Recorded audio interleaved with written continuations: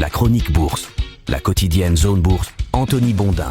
Salut à toutes et à tous, bienvenue dans ce point de marché Zone Bourse. Nous sommes le lundi 2 février 2026 et ça s'appelle ce matin, février démarre dans la confusion en bourse. La stratégie plan-plan qui consistait à rester exposé aux entreprises de l'IA tout en accumulant des métaux précieux pour assurer ses arrières a volé en éclats vendredi avec un effondrement spectaculaire de l'or et de l'argent. Les investisseurs sont rendus nerveux par ce retour de manivelle de volatilité évidemment et pendant ce temps, l'attention reste forte en politique intérieure aux États-Unis et les résultats d'entreprises tombent drus. J'ai une tendresse particulière pour les mois qui s'éteignent pendant le week-end parce qu'ils offrent une rampe de lancement idéale au scribouilleur financier en panne d'inspiration tout en lui servant sur un plateau le plus vieux fantasme de l'époque, le classement. Car soyons honnêtes entre nous, nous succombons tous à la dictature du palmarès, vous, moi, la planète entière, et même avec la meilleure volonté du monde, la résistance est vaine, à l'ère de la donnée souveraine, tout finit par être indexé, trié, hiérarchisé. Le lycée des enfants, les villes, les gastro-entérologues, les applis de point de croix, les mères, les coiffeurs, la crème pour les pieds et l'efficacité thermique des pulls moches de Noël. Et là vous vous dites, oula, il s'est pris une cuite ce week-end avec Sylvain Tesson et Camille de Toledo et il n'est pas encore redescendu. Eh bien que nenni, puisque j'en arrive au point qui nous intéresse, voilà le palmarès final du mois de janvier pour les actifs risqués et les autres. Actions coréennes plus 24%, once d'argent plus 19,1%, pétrole Brent plus 14,6%, once d'or plus 13,4%, actions émergentes plus 9%, actions européennes plus 3,2%, actions américaines plus 1,4%, parité euro-dollar plus 0,9%, obligations 10 ans US moins 0,9% et Bitcoin moins 10,1%. Alors ça c'est la photo finish parce qu'entre le 1er et le 31 janvier, des pics de volatilité ont provoqué de gros bouleversements. Tenez par exemple, si on avait amputé le mois de janvier de sa dernière séance, l'once d'argent aurait fini avec un bilan de plus 64% et non de plus 19,1% parce qu'il s'est passé un truc absolument dingue vendredi, le métal gris a plongé de plus de 27%. Alors une baisse insane, aurait dit mon collègue Étienne, après une hausse d'ailleurs qui était tout aussi décérébrée puisque le cours de l'argent avait triplé en 5 mois. Alors apparemment des spéculateurs chinois seraient sortis en masse vendredi provoquant un plongeon sur le pari le plus embouteillé du moment, être long sur les métaux précieux. Et ça a l'air d'ailleurs de continuer ce matin, on a encore des variations violentes et baissières qui perdurent et qui s'étendent même aux métaux industriels. Autre gisement de volatilité du moment, les entreprises liées à l'IA, les doutes sur la viabilité du modèle de développement actuel rattrapent régulièrement les acteurs du secteur, vous le savez. Microsoft en a fait les frais avec une rare chute en bourse la semaine dernière. Les fabricants de puces mémoire adulés depuis quelques semaines à cause d'un déséquilibre entre l'offre et la demande ont brutalement rechuté vendredi. Le pompier de service du secteur, Jensen Huang, a tenté de relancer la machine. Le patron de Nvidia a essayé de balayer les rumeurs sur sa prudence vis-à-vis d'un investissement massif dans OpenAI tout en apportant des éléments de réassurance à l'industrie lors d'une visite à Taïwan. Mais bon, force est de constater que le résultat n'est pas très probant ce matin en Asie à la vue de la tête du Kospi coréen, on va en parler un petit peu après. À ce stade, la saison des publications de résultats se passe plutôt comme d'habitude, les sociétés américaines dépassent les attentes dans des proportions habituelles, les sociétés européennes sont un petit peu plus à la peine, à moins qu'elles ne cisèlent moins bien leurs publications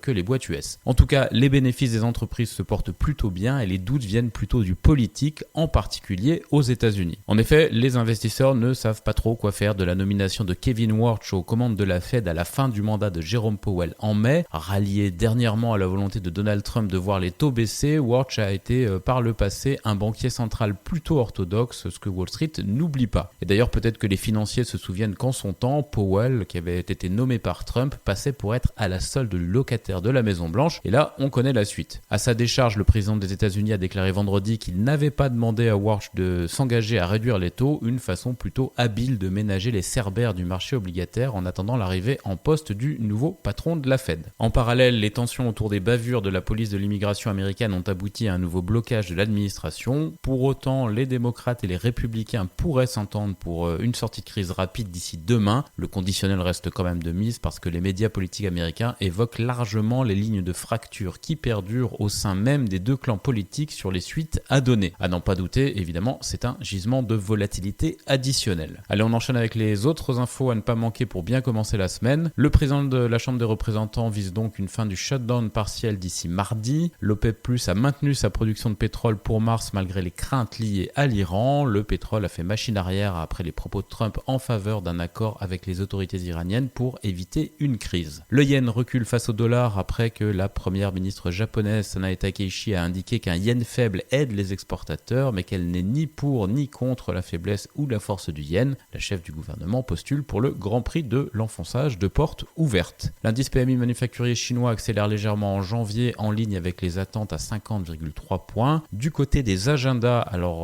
on parle d'entreprises d'abord, Palantir, Walt Disney, AMD, Alphabet, Eli Lilly, Novartis, BNP Paribas et Amazon passeront au révélateur. Un quart des grandes entreprises américaines et un cinquième de leurs homologues européennes doivent présenter leur trimestriel cette semaine. Côté macro, on s'attardera sur la décision de la BCE sur ses taux, ça c'est prévu jeudi, et sur les données mensuelles sur l'emploi aux États-Unis, ça c'est pour vendredi. En Asie-Pacifique ce matin, on coupe aussi les paris les plus complaisants du début de l'année. L'archétype du marché en surchauffe, la Corée du Sud, prend une grosse claque, moins 5,2% pour le Kospi en séance. Hong Kong chute de 3%. La résistance est meilleure au Japon, en Australie et à Taïwan où les indices principaux perdent environ 1%. L'Inde reste peu corrélée au reste de la planète finance avec un repli limité à 0,1%. Les indicateurs avancés occidentaux sont franchement moches ce matin avec de grosses baisses en vue à l'ouverture. On passe maintenant à l'actu des sociétés. En France d'abord, les immatriculations de voitures neuves sont en baisse de 6,6% en janvier selon la PFA. Airbus a maintenu son objectif de livraison malgré la pénurie persistante de moteurs selon Bloomberg. Capgemini a mis en vente sa filiale travaillant pour l'ICE aux États-Unis. Sanofi annonce que son traitement expérimental oral Venglustat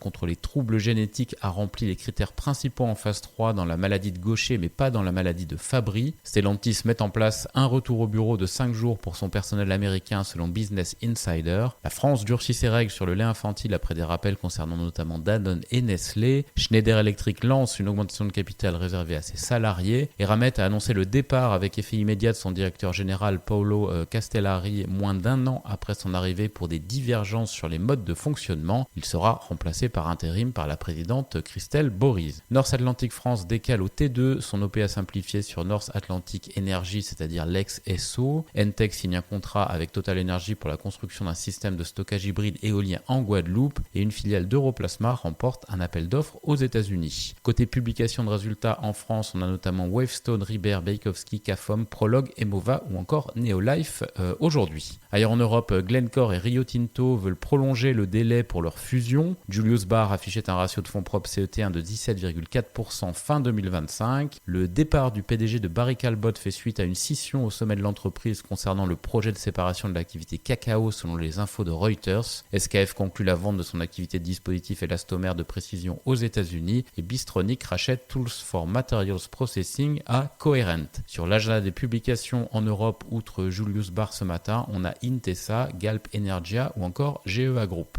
En Amérique du Nord, Bob Iger prévoit de quitter la direction de Walt Disney avant la fin de son mandat selon le Wall Street Journal. Bloomberg croit savoir que c'est le président de la division parc d'attractions Josh D'Amaro qui sera nommé aux commandes. Un consortium mené par KKR s'apprête à racheter la société singapourienne ST Telemedia Global Data Centers pour un montant supérieur à 10 milliards de dollars selon le Wall Street Journal. Du côté du FT, on croit savoir que Ford a engagé des discussions avec le chinois Xiaomi au sujet d'un partenariat dans le domaine des véhicules électriques. Le patron de Nvidia a donc nié toute friction avec OpenAI dans sa politique d'investissement.